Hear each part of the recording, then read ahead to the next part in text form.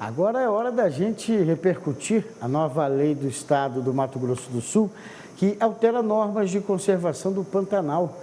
A recente medida já está em vigor e vamos saber dos detalhes com o secretário estadual de Meio Ambiente, Desenvolvimento Econômico, Ciências e Tecnologia, o Jaime Verruc.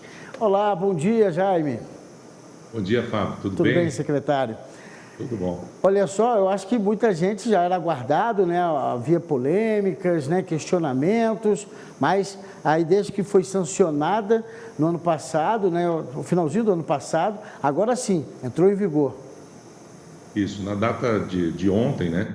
A lei foi sancionada pelo governador em dezembro, aprovada pela Assembleia no mês de dezembro, e ela tinha um prazo de 60 dias para entrar em vigor. Então, agora, essa semana, nós tivemos aí o início, né, de vigor da nova lei de proteção do Pantanal.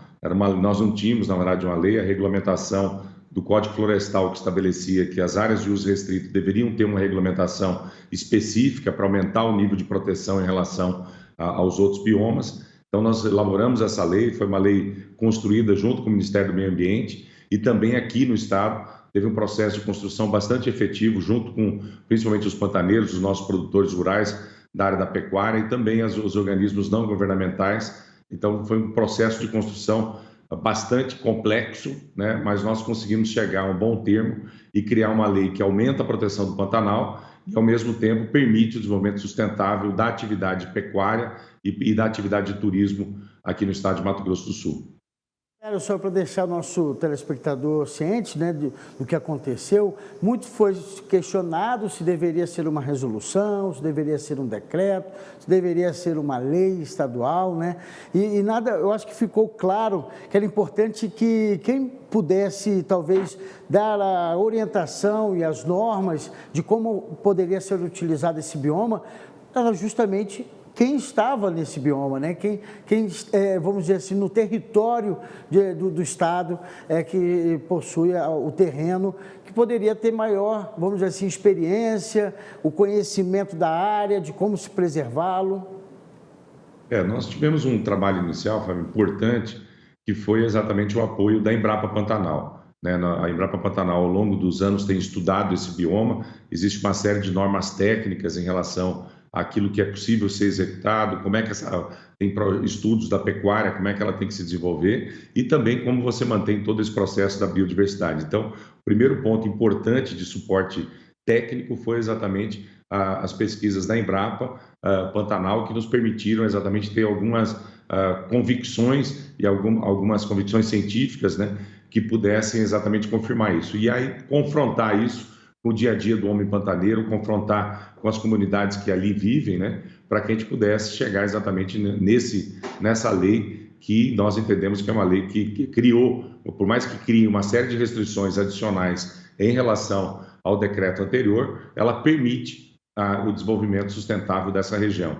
Então, a gente pode dar alguns exemplos aí importantes, quer dizer, o processo de supressão no Pantanal, ele continua a existir, é permitido aos produtores rurais fazer a sua substituição de pastagem, mas agora com algumas regras mais rígidas. Por exemplo, acima de 500 hectares de solicitação de supressão, obrigatoriamente o produtor terá que fazer a rima.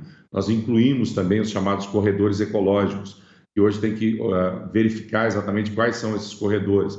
Os produtores rurais daquela região poderão revisar o seu próprio cadastro ambiental rural para que a gente faça a realocação da própria reserva legal, das APPs agora em Salinas. Então, tem um conjunto de atividades que melhoram o sistema de proteção. A redução do uso, por exemplo, das cordilheiras, que até então a legislação permitia a supressão nas cordilheiras, agora nós temos uma restrição de somente 20% das cordilheiras podem fazer.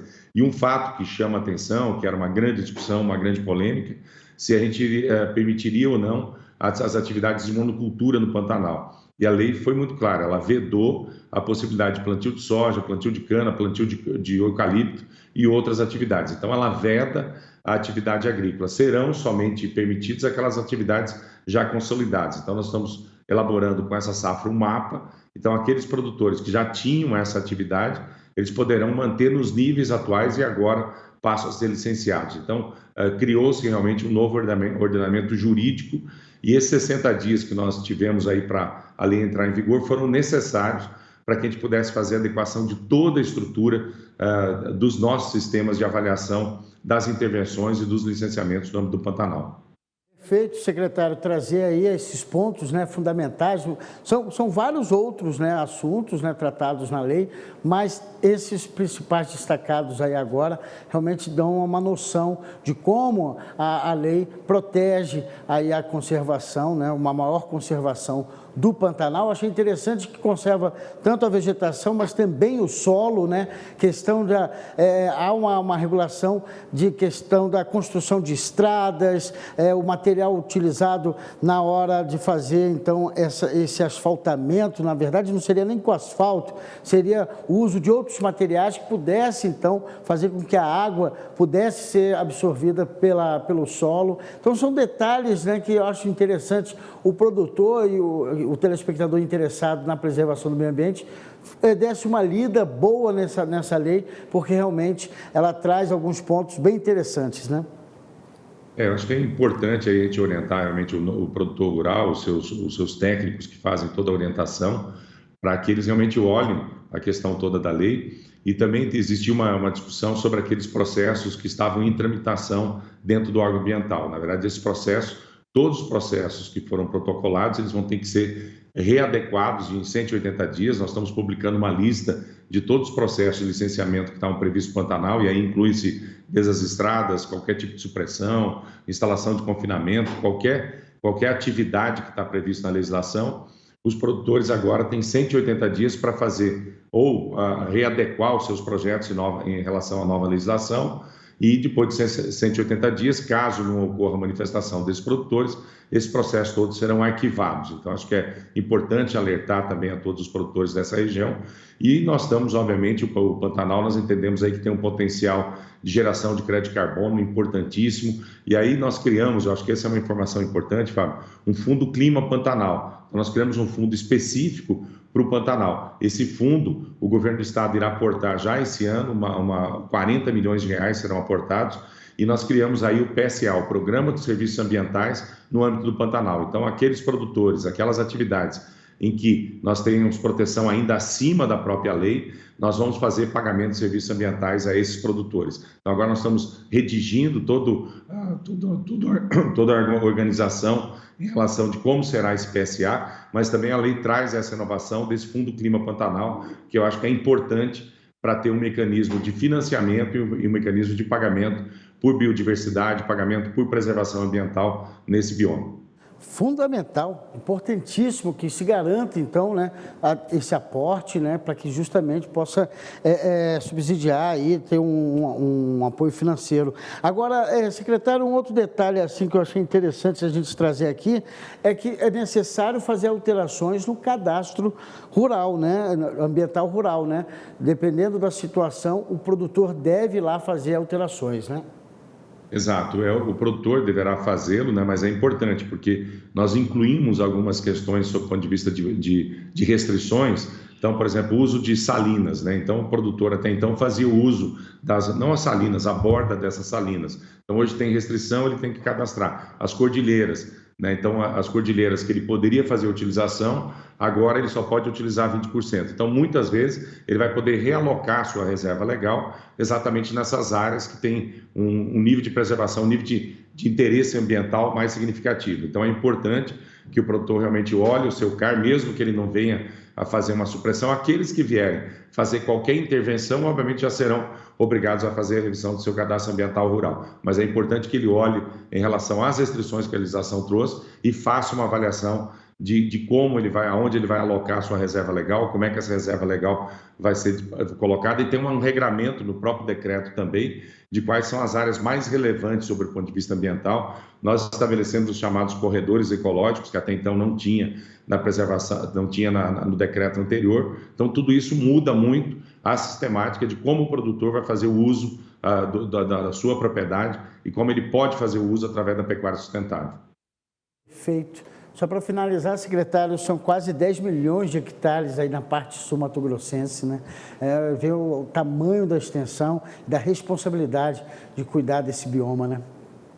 Exato, é a nossa principal área de produção, são quase também além desses 10 milhões de hectares, são 35% do território sul-mato-grossense. Nós temos um potencial de desenvolvimento turístico aí significativo, acho que isso é importante, o nosso foco, e é importante hoje a produção de pecuária para o Brasil, né? São praticamente aí quase 4 milhões de matrizes, né? E todo com processo de certificação. Nós temos um programa de pecuária sustentável, pecuária orgânica, então acho que tem todo um trabalho a ser feito nessa integração do meio ambiente, desenvolvimento da pecuária sustentável e da preservação desse bioma. Então a lei realmente, eu acho que nós conseguimos chegar numa lei equilibrada, né, que preserva e ainda consegue manter as atividades econômicas. Nós tratamos também nessa legislação da questão do manejo integrado de fogo, que é um dos grandes problemas que nós temos no Pantanal, e também é importante o seguinte, nós estabelecemos regras muito rígidas sobre o ponto de vista de desmatamento ilegal. Hoje o produtor com desmatamento ilegal, nós temos um sistema de alerta por satélite permanente, e a área vai ser embargada imediatamente caso for detectado desmatamento ilegal, e também houve uma ampliação significativa das multas ambientais quando ocorrer o desmatamento ilegal no bioma. Então a gente vai também intensificar todo o processo de fiscalização e punição daqueles que vierem a não cumprir a legislação. Secretário, só mais uma questão. Eu acho que eu tenho a sua opinião sobre esse futuro selo de indicação geográfica. Eu acho que isso também ajuda, né, e incentiva o pecuarista da região a ter esses cuidados ambientais, né? Exato. A gente quer, através de toda essa regulamentação, permitir que a carne do Pantanal ela tenha uma valorização em termos de mercado, quer dizer, um reconhecimento desse selo ambiental, que é um ambiente extremamente preservado. Hoje nós temos 84% de todo o bioma preservado, então a ideia é que o mercado também, através desse selo de origem e de geográfico, consiga fazer uma valoração dessa carne, permitindo uma remuneração mais adequada e mais elevada em relação ao preço do mercado que saia dessa região do bioma Pantanal. Então, com Jaime Verruc, que é o secretário de Meio Ambiente, Desenvolvimento Econômico, Ciências e Tecnologia do Mato Grosso do Sul. Muito obrigado pela atenção em nos receber essa manhã, trazendo aí mais detalhes sobre essa nova lei estadual que já está em vigor, entrou em vigor nesta segunda-feira. Muito obrigado e um ótimo dia. Obrigado e bom dia a todos.